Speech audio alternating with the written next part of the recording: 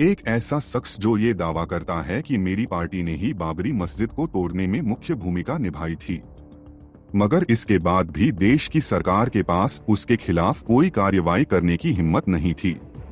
आखिर इस इंसान में इतनी ताकत कहां से आ गई, जो बिना पावर में होते हुए भी हर पावर वाली सरकार से एक दर्जा ऊपर था। हम बात कर रहे हैं शिवसेना पार्टी की नींव रखने वाले बाला साहब ठाकरे की। बाळ केशव ठाकरे एक साधारण से परिवार में जन्म लेने वाला एक इंसान कैसे इतना शक्तिशाली इंसान बन गया। मुंबई म्युनिसिपल से अपने जीवन की शुरुआत करने वाले ठाकरे ने प्रदेश और देश की राजनीति में इतना दखल दिया जितना शायद किसी ने सोचा भी नहीं था। उन्होंने संसद, विधायक, मुख्यमंत्री, मेयर सब अपने हिसाब से बनाया। कभी मराठियों का चाहता बनने के लिए मी मुंबईकर का नारा लगाया और कभी मी हिंदू की राजनीति का एक बड़ा चेहरा बन गया। उनके बारे में कहा जाता है कि आप उनसे सहमत या असहमत हो सकते हो, मगर आप उन्हें नजरअंदाज नहीं कर सकते। किसी ने उनसे डरते हुए विलन माना तो किसी ने नस्लवादी बनकर लाखों लोगों के खून में बहेगा और उस खून के हर कतरे में जिंदा रहेगा ये बाल केशव ठाकरे।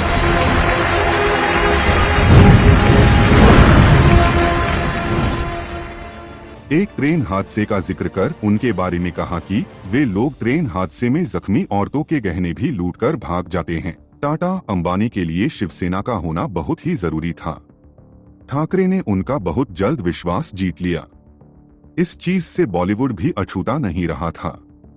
फिल्म दीवार इसी चीज को दिखाती है, जहां अमिताभ यूनियन बाजी का बैकग्राउंड छोड़कर गुंडे बन जाते हैं। बॉलीवुड का ठाकरे के साथ आना संयोग नहीं था। बंबई के कुछ फिल्मी दुनिया के लोग ठाकरे से खुश रहने लगे थे। उनका मानना था कि ठाकरे के साथ आ जाने से उनकी फिल्मों की दुनिया का कारोबार बढ़ेगा, और ये रिश्ता गहरा होता चला गया। दिलीप कुमार और ठाकरे की दोस्ती बहुत ही फेमस थी। कहा जाता था कि ठाकरे और दिलीप कुमार दोनों साथ में बियर पीते थे। उनकी दोस्ती में दरार 1998 में पड़ी, जब दिलीप कुमार ने पाकिस्तान का सर्वोच्च सम्मान निशान-ए-इम्तियाज स्वीकार कर लिया। ठाकरे की अमिताभ के साथ भी दोस्ती रही। जब फिल्म सरकार बनने के बाद ठाकरे के लिए स्पेशल स्क्रीनिंग हुई और परमिशन के बाद रिलीज की गई, लेकिन हर बार अपनी बात पर टिके रहने वाले उस शख्स ने ऐसी धाक जमाई कि उसकी मर्जी के बिना वहां एक पत्ता भी नहीं हिलता था। वो शख्स असल में कार्टून बनाने के लिए मुंबई आया था, लेकिन बन गया मुंबई का बादशाह। बाला साहब का जन्म 23 जनवरी 1926 को पुणे में प्रबोधन केशव सीताराम ठाकरे के यहाँ हुआ। 10 भाई बहनों में ठाकरे सबसे बड़े थे। मात्र 21 साल की उम्र में उनकी शादी सरला वेदय से करा दी गई, जिन्हें बाद में लोगों ने मीनाताई ठाकरे के नाम से जाना। अपने परिवार का खर्च उठाने के लिए ठाकरे एक अंग्रेजी के अखबार में कार्टून बनाया करते थे। साल 1960 में महाराष्ट्र में दक्षिण भारतीयों को लेकर एक भारी गुस्सा और असंतोष फैलने लगा, क्योंकि उस समय मुंबई के हर सरकारी दफ्तर में दक्षिण भारतीयों का ही बोलबाला था। ऐसा इसलिए क्योंकि हर दफ्तर में दक्षिण के लोगों की संख्या ज्यादा थी। ऐसे में मराठियों को लगने लगा था कि उनका हक उन्हें नहीं मिल रहा है। मराठी युवा के दिमाग में इस चिंगारी को भड़काने का काम बाल ठाकरे ने ही किया था। उन्होंने सभी मराठा लोगों को ये समझाना शुरू कर दिया कि अगर महाराष्ट्र में किसी का सबसे पहले अधिकार है तो वो है मराठियों का। अपनी बात को पूरे महाराष्ट्र में फैलाने के लिए साल 1963 में मराठी भाषा में मार्मिक मैगजीन की शुरुआत की। इस मैगजीन में बाला साहब ने मराठियों के ऊपर हो रहे अत्याचारों और उनकी नौकरियों के लिए आवाज उठानी शुरू कर दी, और बहुत ही कम समय में ये मैगजीन फेमस हो गई। जब मराठियों को पता लगा कि कोई है जो उनके हक के लिए आवाज उठा रहा है, तो वो सब भी ठाकरे की बातों को सीरियसली लेने लगे। हालत ये हुई कि मार्मिक के दफ्तर पर लोगों की संख्या बढ़ने लगी। ये वो समय था जब ठाकरे को जनता का साथ मिलना शुरू हो गया था। बाला साहब के पिता ने ठाकरे से कहा कि मराठियों के हक की लड़ाई ऐसे नहीं जीती जा सकती। उन्होंने बाला साहब से कहा कि इनके अधिकार के लिए लड़ने के लिए एक संगठन बनाना होगा। अपने पिता की इस सलाह से ठाकरे ने शिवाजी के सैनिकों की तरह शिवसेना का गठन किया, जिसका उद्देश्य महाराष्ट्र में मराठियों का विकास करना और उनके हक के लिए लड़ना था। और इस संगठन के नेता बने बाला साहब ठाकरे।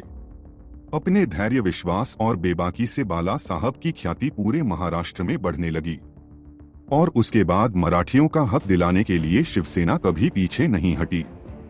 बाला साहब अपने विरोधियों पर पूरी ताकत से हमला करते थे और जहां उन्हें लगता था कि वे सही है, वहां उन्हें कोई नहीं झुका सकता था। ये ताकत बाला साहब के अंदर मराठियों के जनसैलाब से आई थी। उन्होंने हिंदुत्व विरोधी वामपंथियों के वर्चस्व को खत्म करने के लिए कभी प्रजा सोशलिस्ट पार्टी के साथ गठबंधन किया तो कभी कांग्रेस के साथ। इसी समय शिवसेना में एंट्री होती है बाला साहब ठाकरे के भतीजे राज ठाकरे की। राज ठाकरे को शिवसेना की यूथ विंग भारतीय विद्यार्थी संघ का अध्यक्ष बनाया। 1989 में बाला साहब ठाकरे ने ही शिवसेना के मुख्य पत्र सामना की शुरुआत की। हिंदुत्व को अपना हथियार बनाकर बाल ठाकरे बीजेपी के साथ राम मंदिर आंदोलन में कूद पड़े। इसका नतीजा ये निकला कि साल 1995 में महाराष्ट्र में शिवसेना और बीजेपी की सरकार बनी। क्योंकि उस समय बीजेपी भी हिंदुत्व के लिए राजनीति करने वाली पार्टी थी।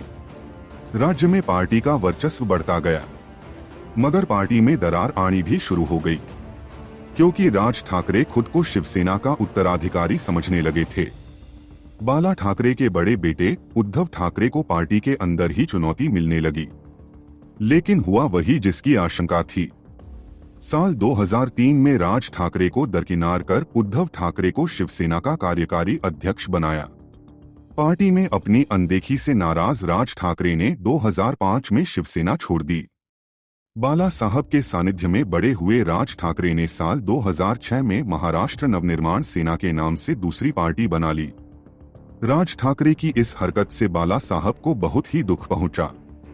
बाल ठाकरे चाहते थे कि उद्धव और राज ठाकरे मिलकर चुनाव लड़े। 17 नवंबर 2012 को शिवसेना पार्टी का सबसे मजबूत स्तंभ गिर गया।